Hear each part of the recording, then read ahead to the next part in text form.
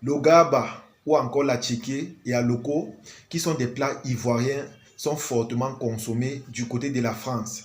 Les amis, les gens se bousculent pour consommer ce plat. En tout cas, regardez la vidéo et on revient juste après. Théo est un habitué de Garbacho. Au minimum, 2 fois par semaine, il vient ici manger avec l'un de ses amis. Avec semoule de manioc, les crudités, un peu de piment et tout est bon. Ah ouais, on sent bien rempli. Nous sommes à Vitry-sur-Seine, sur la ligne du T9. Il est 22 h, Garbacho ne désemplit pas. Alors, je voudrais bien avoir un garba 2, s'il vous plaît, oui. Avec un loubar, oui. Un marcori, 2 alocos, okay. Et un attiéké, s'il vous plaît, avec condiment. Ok, ça marche. Ce sera sur place ou emporté? Sur place. Ok, garba 2, marcori. La cuisine africaine dans son ensemble est très très bonne, avec beaucoup de condiments. Voilà, j'adore ça, moi. Derrière cette affluence se dessine le succès du Garba. Le patron du restaurant a flairé la bonne affaire lors d'un séjour à Abidjan, selon ce que nous explique le gérant. Bon, Garbacho, c'est venu de l'idée des cousins que je connais. Donc ça a été créé par 2 frères ivoiriens. C'est un concept qu'ils ont imaginé et puis mis en place en France. C'est le premier Garbadome d'Europe qui est sorti. Donc le but vraiment, c'est de continuer à faire grandir ce concept, que ce soit en France ou à l'international.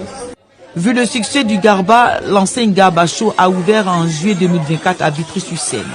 Mais c'est à la Courneuve, dans ce petit local logé dans ce centre commercial, qu'a débuté l'histoire du Garba en région parisienne. C'était en 2019. Mon meilleur ami il est ivoirien, donc du coup, un jour il m'a invité. Il m'a dit, écoute, on va aller manger un peu des plats ivoiriens. Et puis, j'ai dit, ok, pas de souci. J'ai découvert à checker, ben, ça signe que je mange beaucoup, c'est que je viens de même de finir là et tout, mais c'est très bon. Et que j'ai trouvé que c'est du féculent et c'est consistant aussi. Et c'est très bon, c'est très doux, comme on dit en Côte d'Ivoire. J'aime bien les plats africains, tous les plats africains presque. Mais bon, attiéké c'est un petit peu mon préféré après le tiep sénégalais.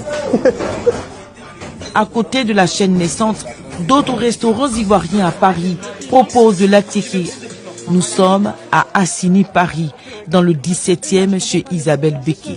Mannequin, actrice connue dans le Paris de l'amour et récemment dans ce Rénémi.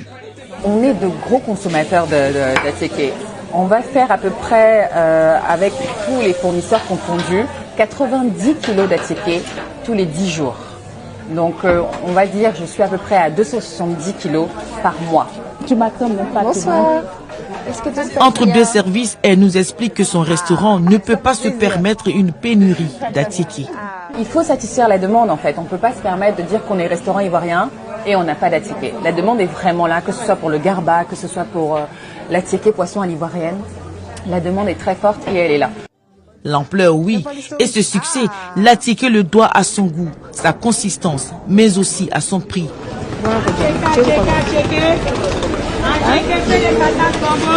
Qu'elle soit chinoise, pakistanaise ou bangladesh, presque toutes les boutiques d'alimentation à Château-Rouge vendent l'attiéké. De plus, les vendeuses à la sauvette ont inondé les allées du marché avec le couscous ivoirien. Il y a une certaine concurrence déloyale. Voilà.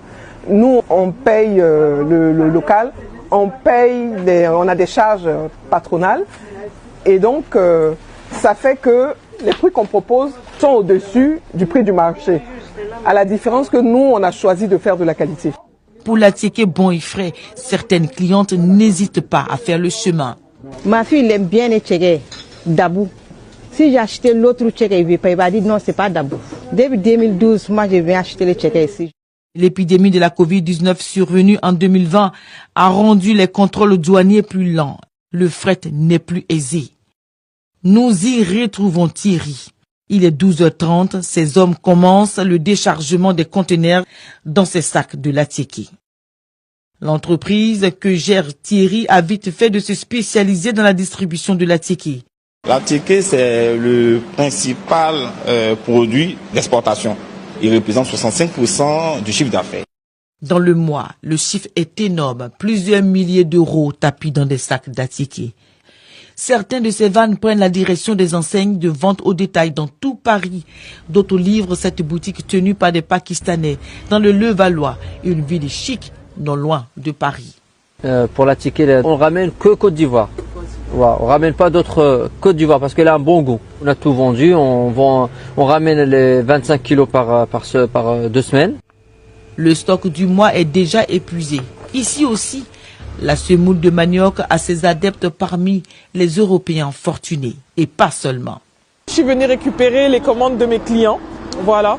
Donc j'avais des commandes en fait en Europe, donc au Portugal, en Espagne, vraiment partout en Europe. Donc je suis venue récupérer leurs commandes pour pouvoir les envoyer par la suite.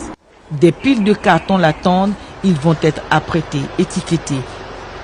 Les distributeurs d'Atiéké comme Mété, il y en a des centaines dans toute la France. Sans compter les distributeurs revendeurs parallèles d'autres pays. Cela a fini par convaincre le gouvernement de protéger les droits de propriété intellectuelle de ce mets traditionnel des peuples lagunaires de Côte d'Ivoire. Les amis, quand je vois une telle affluence pour l'acquisition de nos plats africains, je suis simplement content. Ça, c'est la preuve que voilà, on donne de la valeur, c'est-à-dire les étrangers donnent de l'importance à nos plats africains. Et ça fait en sorte que ça pousse les étrangers également à être curieux et à vouloir se déplacer pour découvrir encore plus nos différents menus culinaires. Et c'est la raison pour laquelle moi je dis toujours aux gens de faire la promotion de chaque plat africain quand ils sont à l'extérieur. Parce que non seulement ça peut leur donner cette ambition-là de débuter une nouvelle affaire, c'est-à-dire d'avoir un restaurant et de pouvoir vendre ses menus. Et lorsqu'on parle de vendre les menus à l'extérieur, on les vend vraiment cher. Vous allez voir par exemple, foutu sauce graine du côté du Canada, on vend ce plat à 20 €. Imaginez les amis. Ici là en Afrique, ce sont des plats que tu vas prendre à 1500, 2000. Mais au Canada, c'est 20 €. Imaginez alors avec cette somme, comment un Africain peut s'en sortir bien là-bas, peut vraiment réussir sa vie. Donc, c'est la raison pour laquelle moi je vous dis les amis, de toujours faire la promotion de ces différents plats-là. Voilà par exemple la tiéké qui est fortement consommée à l'extérieur. Regardez comment les gens se bousculent. Regardez comment les étrangers se mettent en rang pour avoir ces plats. Lorsque moi je vois ça personnellement, ça me fait plaisir. Ça c'est la preuve que comme j'ai dit, on donne de l'importance ou encore de la valeur à nos différents menus. Lorsque les étrangers viennent en Afrique, ouvrir des restaurants pour vendre les trucs comme les pizzas, les kebabs ou encore les sandwichs ou les burgers. Généralement, eux-mêmes ils donnent des prix à nos différents menus et on n'a pas le choix vu que c'est bon et on veut consommer. Donc, lorsqu'ils imposent les prix, nous on achète parce qu'on aime bien ça. Mais lorsque nous aussi, on ouvre nos restaurants à l'extérieur et on impose des prix encore plus chers que ce qu'ils ont l'habitude d'imposer ici en Afrique, les amis, ça fait tellement plaisir. Imaginez un peu, un plat d'atiéké peut-être à 10 € ou encore un plat de foutu sauce graine à 20 €. C'est là que tu comprends que là-bas, pour consommer, il faut vraiment avoir le djet. Si tu n'as pas le djet, ça ne va pas donner. Ici en Afrique, ils viennent, ils imposent les prix. Nous, on achète seulement parce qu'on n'a pas le choix. Nous aussi, lorsqu'on part là-bas, on impose des prix, ils achètent parce qu'ils aiment bien, ils veulent découvrir et ils n'ont pas le choix. Et c'est comme ça que ça fait plaisir, les amis. C'est la raison pour laquelle moi je vous ai dit, faites toujours la promotion de vos différents menus. Si les gens se bousculent ou encore se mettent en rang pour manger nos différents menus, imaginez un peu si on a toute la variété de nos menus dans les restaurants à l'étranger. Imaginez un peu les entrées d'argent, imaginez un peu la valeur et le respect qu'on va donner aux Africains. Et les choses comme ça feront en sorte que les étrangers auront envie de venir en Afrique pour visiter. Parce que dans leur tête, c'est du genre, s'ils mangent ce plat, c'est bon.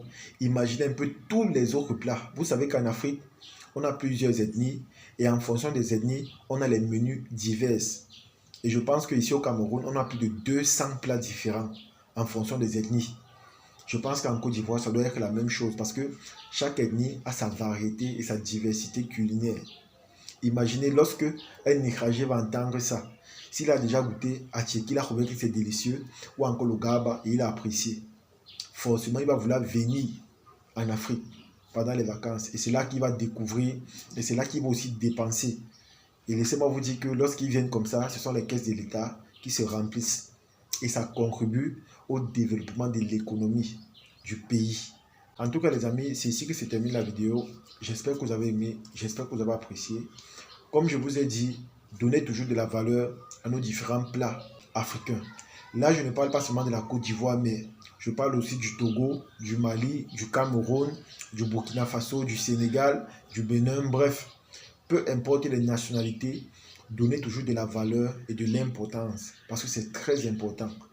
C'est à travers ça qu'on ne sait jamais, tu peux débuter une petite affaire qui demain ou après-demain peut changer radicalement ton destin. Donc, donner de la valeur et de l'importance. C'est de ça qu'il s'agit. En tout cas, partagez cette vidéo au maximum et on se dit à la prochaine. Ciao.